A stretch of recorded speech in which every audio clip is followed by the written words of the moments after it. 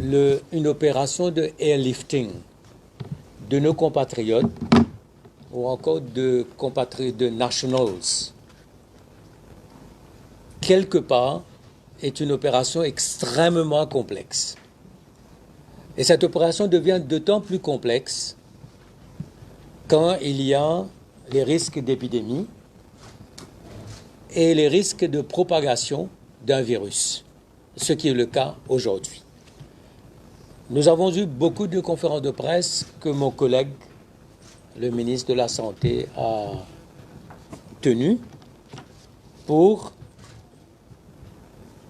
une meilleure communication à tous les niveaux, au jour le jour, pour que vous puissiez comprendre qu'est-ce qui se passe dans le monde et qu'est-ce qui se passe à Maurice et qu'est-ce qui se passe en ce qui concerne les ressortissants mauriciens, où qu'ils soient. Alors, il a été pris par un autre engagement, et c'est le Chief Medical Officer, non? Director Health Services, Dr Gajeda, qui est avec nous. Monsieur Manga, ambassadeur Manga, sera avec nous parce que c'est lui qui a coordonné avec le Secretary for Home Affairs, avec monsieur Harry, toutes les opérations. C'est une opération extrêmement complexe. Donc je commence au départ. Nous sommes dans la ville de Wuhan, où il y a 11 millions d'habitants et il y a une quinzaine de Mauriciens. Au fait, une vingtaine, et 3 étaient déjà rentrés. Wuhan a une population de 11 millions et se trouve dans la province de Hubei, qui a une population de 60 millions. Alors, ce qu'il fallait, c'est faire le airlifting de ces 12 Mauriciens de la ville de Wuhan, en dehors de la province de Hubei, les faire quitter la Chine, les emmener dans un pays tiers et les ramener à Maurice. Et là, je voudrais remercier la cellule de crise qui a travaillé avec le ministère de l'Éducation, avec le ministère de la Santé et le ministère des Affaires étrangères, on a pris 4 jours pour faire de sorte que ces Mauriciens puissent quitter leur résidence, prendre le bus pour aller au consulat de la France, où ils ont subi des tests médicaux, et on a fait les procédures, les formalités, pour ensuite les embarquer, faire le voyage entre le consulat français à l'aéroport, dans un motorcade. Je ne sais pas si vous avez vu tout ça à la télé, pour prendre l'avion. Et l'avion, c'était un A380 avec le upper deck. Et sur le upper deck, il y avait une vingtaine de ressortissants français, européens. Et c'était sur le upper deck, les ressortissants qui avaient quelques symptômes, fièvre ou autres. Et il y avait 2 Mauriciens. Le vol est arrivé au sud de la France, pas loin de Marseille, où on les a mis en quarantaine. L'avion est reparti en Belgique et la Hollande par la suite, parce qu'il y avait à peu près une vingtaine de nationalités qui avaient été rapatriées dans le cadre de ce airlifting. Les 2 Mauriciens qui étaient dans le upper deck, après observation, on a vérifié, on a trouvé qu'ils n'étaient pas porteurs du virus, et ils ont rejoint les autres Mauriciens dans le cadre de ce quarantaine. Et si vous allez voir aujourd'hui là, France 24, on a dit, c'est la fin du quarantaine de 122 airlifted passengers de Wuhan. Donc je tenais à remercier les autorités chinoises, parce que l'ambassadeur d'ici a fait un travail extraordinaire. Parce qu'il fallait, premièrement, prendre chaque ressortissant mauricien au campus où il était, pour les ramener au consulat. Et deuxièmement, il fallait aussi avoir les autorisations de la municipalité de Wuhan. Et ça a été fait par l'ambassadeur d'ici, qui a été extraordinaire pour nous aider justement à faire acheminer ces personnes-là. Et puis on a travaillé avec notre ambassade à Beijing. On a travaillé avec les autorités chinoises, les ministères des Affaires étrangères à Beijing, et on était en constante communication avec le Quai d'Orsay de Paris. Et ici, je remercie aussi l'ambassadeur de France, basé ici, qui nous a facilité pour faire ce airlifting. Nous sommes un petit pays. Nous n'avons pas d'avion. Nous n'avons pas les logistiques pour faire ça. Et je voulais donc remercier la France et la Chine pour nous avoir aidés. Vous avez vu les Américains. Ils ont fait un airlifting à partir de ce bateau de croisière qui sont à côté de Tokyo. C'est une opération qui est très lourde. Et je suis très content aujourd'hui. Je viens d'apprendre, les Mauriciens sont arrivés après leur quarantaine. Ils ont débarqué aujourd'hui à Maurice et ils se portent bien. Je pense qu'il y aura quand même une observation. Non. Pas nécessaire. Pas nécessaire. Parce qu'ils ont tous les papiers. Ils ont tous les papiers. Donc je suis très content de ce qui s'est passé concernant ces ressortissants. Maintenant, il y a eu, le gouvernement a entendu aussi, nous avions lancé un appel pour dire que tous les Mauriciens qui étaient en Chine, qui voulaient être rapatriés et qui demandaient donc notre aide pour revenir sur Maurice, de nous faire savoir. Il y en a qui sont arrivés d'eux-mêmes. Et puis nous avons fait venir les officiers de la SMF qui étaient partis en Chine. Et les arrangements ont été faits pour 6 police officers avec leurs membres de la famille. Et c'était donc 9 personnes au total. Et là, qu'est-ce qu'on a fait? Il y a le rapatriement comprend 2 dimensions. Premièrement, le inland travel pour aller sur Beijing. Et le deuxième, c'est à partir de Beijing, soit passer par Dubaï, soit passer par un autre transit. Et puis, il y avait le cas de Paul-Andy Didier, l'artiste, qui s'est retrouvé dans une situation assez difficile. Et lui aussi, donc, il est rentré à Maurice le 10 février 2020. Par ailleurs, il y a eu aussi le rapatriement de 3 civil servants qui sont arrivés. Et vendredi, je suis allé au Conseil des ministres pour prendre des décisions de policy decisions. Quand nous avons... Oui, c'est ça, après, je vais bien expliquer. Le Conseil des ministres, vendredi, a pris un certain nombre de dispositions.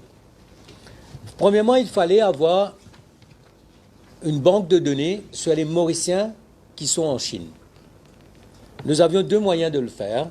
Premièrement, ceux qui se sont enregistrés auprès des autorités mauriciennes à l'ambassade à Beijing.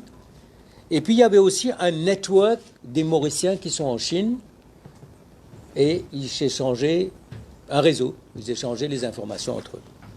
Mais il y a eu des recoupements. Quand on a fait un recoupement des 2 banques de données, finalement, on s'est retrouvé avec une liste de 268 Mauriciens qui se trouveraient en Chine.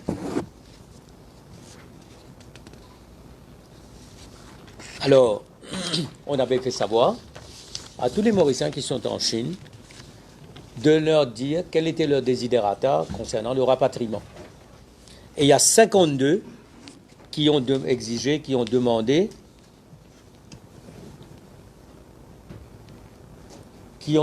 à être rapatriés. 52 personnes. Et il y en a qui sont avec l'évolution du virus en Chine, donc ils veulent être rapatriés un peu le plus vite possible. C'est pour ça que je vous ai montré la carte de la Chine. Ça fait 1,4 milliard de personnes, avec des villes qui sont, comme on appelle les lockdowns, qui sont fermées. Les communications en Chine, les vols intérieurs ont été réaménagés. Et comme vous le savez, la majorité des compagnies aériennes ne desservent plus la Chine. Et il y a Emirates, qui continue ses 2 vols sur Beijing, Ethiopian, qui continue ses vols entre Addis et Beijing, et il y a aussi quelques compagnies. Donc pour nous, l'acheminement, Air France aussi maintient un vol sur Beijing. Donc notre possibilité, c'est d'emmener ces ressortissants mauriciens, de les ramener à Beijing.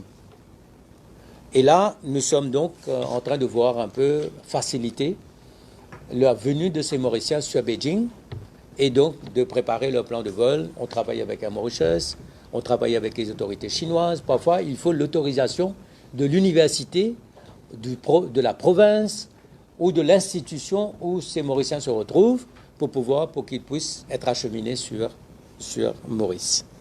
Maintenant, il y a les 52 qui ont donc notifié leur désir de revenir à Maurice. Alors le gouvernement a pris some policy decisions. Premièrement, il fallait un cut-off date, parce qu'il faut qu'on arrive à mettre en place l'opération avant que les vols ne s'arrêtent définitivement s'il n'y a plus de vols. Bon, on ne pourra rien faire pour les Mauriciens. Donc nous avons choisi un cut-off date, c'est le 20. Il faut que ces Mauriciens qui sont en Chine ou leurs parents qui se trouvent à Maurice prennent contact avec nous ici à la cellule de crise, ou encore, c'est pour ça que je sentais que le bateau, c'était un peu, ça tanguait un peu, parce que l'ambassadeur Manga, c'est celui qui a été à la barre pour les opérations. Je voyais ça que ça tanguait un peu. Bon. Alors,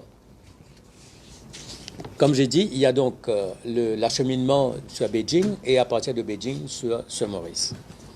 Alors, nous avons choisi les dates. Donc, il y a un cut-off date du 20 et que jusqu'au 20, nous demandons aux parents ou aux ressortissants mauriciens basés en Chine de prendre contact avec notre ambassade à Beijing ou de prendre contact avec la cellule de crise ici.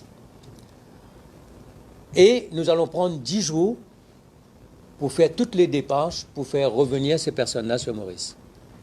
C'est donc jusqu'au 29. Alors, nous avons créé maintenant le Conseil des ministres a créé plusieurs conditions et plusieurs catégories. Première catégorie, tous les boursiers du gouvernement mauricien qui étudient en Chine.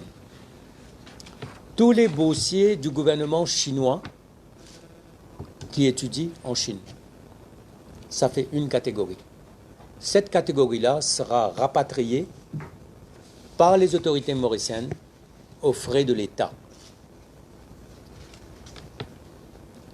Dans cette catégorie, on va mettre aussi tous les officiers de la fonction publique ou des institutions publiques qui sont partis en Chine pour un stage ou pour une formation. À cette catégorie-là, on ajoute également tous ceux qui sont partis officiellement sur l'offre du gouvernement chinois. Tous les officiers, ingénieurs, autres officiers qui se trouvent en Chine. Donc il y a tous ceux qui sont partis soit pour une bourse, soit pour un stage de formation, que ce soit choisi par le gouvernement mauricien ou choisi par le gouvernement chinois, on fait une catégorie, et ceux-là seront rapatriés par le gouvernement aux frais de l'État. Maintenant, il y a tous les étudiants qui sont partis en Chine, par eux-mêmes, mais qui sont en Chine. On va leur faciliter le rapatriement. On demande à leurs parents de prendre contact avec ces cellules de crise.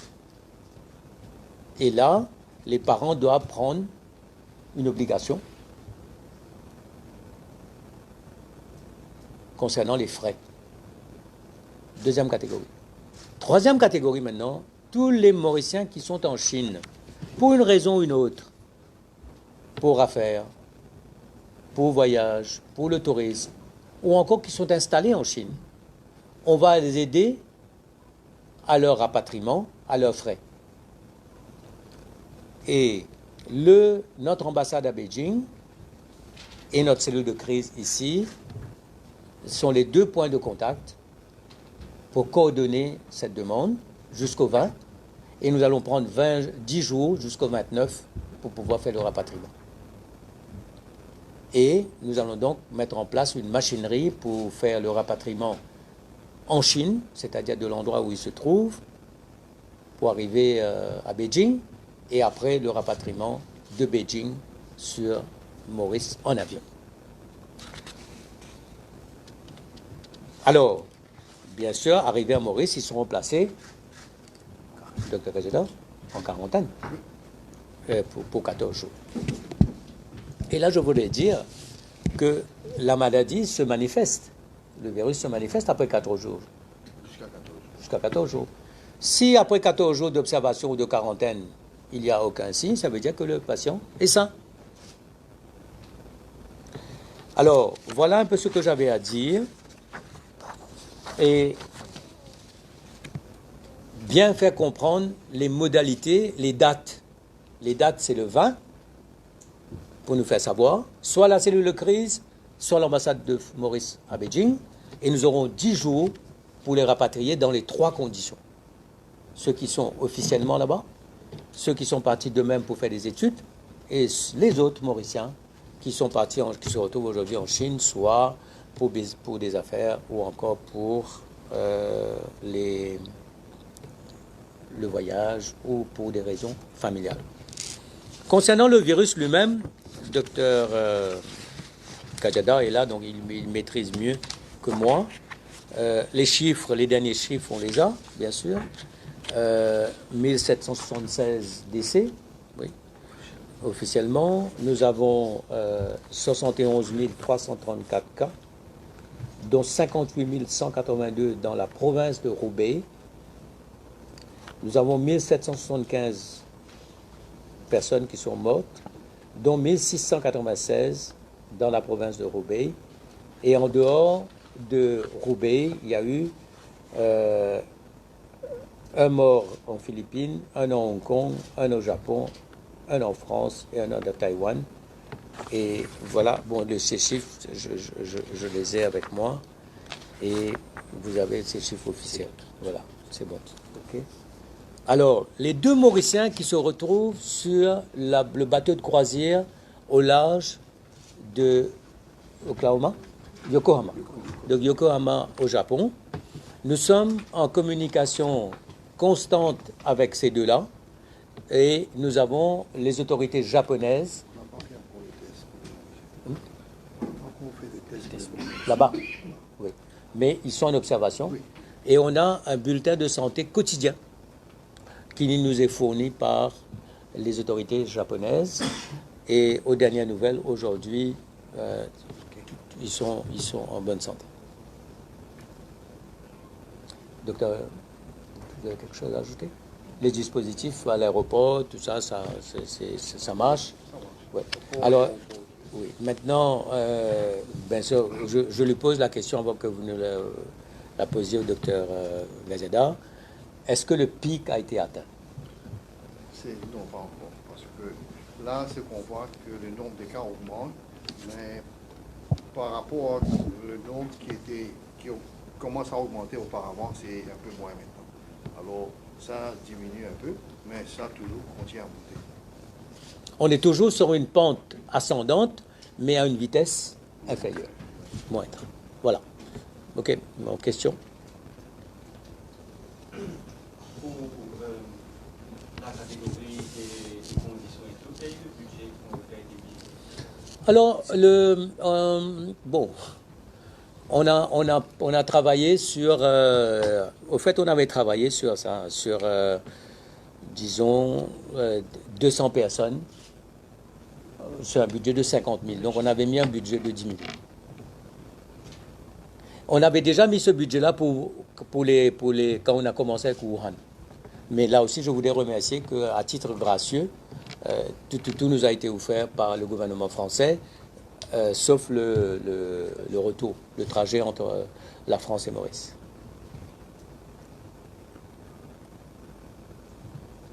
Et pour les autres cas qui devront être payés par les parents ou par eux-mêmes, combien est-ce qu'ils doivent payer pour? On a compté en moyenne 50 000 au pied.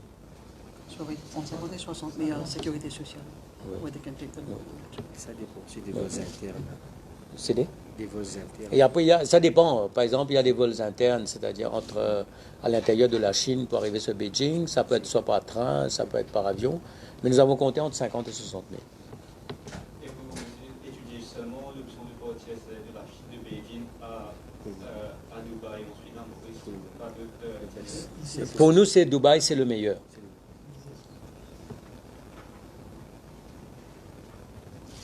Notre problème, c'est de prendre des décisions avec des dates précises avant que tous les vols ne s'arrêtent, parce qu'on ne sait pas qu'est-ce qui peut se passer. Aujourd'hui, toutes les compagnies ont cessé de voler sur Beijing, à l'exception de quelques compagnies. Mais si demain, il y a quelqu'un qui veut partir et on n'a plus de vol, mais nous sommes dans une situation extrêmement difficile. C'est pour ça qu'on a donné les cut-off dates, c'est-à-dire que faites-nous savoir jusqu'au 20, on va tout faire pour vous faire revenir à Maurice dans les 10 jours. Si vous n'avez pas fait savoir jusqu'au 20, ça veut dire que vous n'avez pas l'intention de retourner sur Maurice. Et concernant les deux Mauriciens qui sont bloqués sur le bateau de croisière, est-ce que justement le gouvernement envisage de les faire rapatrier, pareil comme les Américains sont en train de le faire? Non, mais les Américains, ils ont la logistique. Oui, mais là, pour les deux, il faut qu'on voit. Mais si demain, sur le bateau, je n'ai pas tous les statistiques, qui sont les gens qui sont sur le bateau. Combien d'Européens qui sont... Non, on sait qu'il y avait des Américains. Hein. Mais si demain, la France, par exemple, envisage, ou la Grande-Bretagne, ou l'Inde, parce que là, je vais dire un mot sur l'Inde aussi, si il y a un airlifting operation, nous allons nous battre justement pour mettre nos deux Mauriciens là-dessus, bien sûr, comme on l'a fait. Et je voudrais aussi dire que quand nous étions pour parler avec le Quai d'Orsay, pour faire le rapatriement sur un vol français, nous étions aussi en pourparlers avec les autorités indiennes. Et je dois dire que le premier avion français avait rapatrié uniquement les ressortissants français. C'est le deuxième vol qui était un A380 qu'ils ont pris les Français, les Européens et avec d'autres nationalités parce qu'ils ont pu mettre sur le upper deck ceux qui avaient quelques symptômes et nous avons donc pu à ce moment-là mettre les Mauriciens sur ce vol-là. Mais en même moment, les Indiens étaient prêts, nous avaient offert de rapatrier les Mauriciens de Wuhan avec un exercice de quarantaine à New Delhi. Mais déjà, nous étions donc, on a bien remercié les Indiens et on a dit qu'on allait donc mettre les Mauriciens sur le vol entre Beijing et Marseille.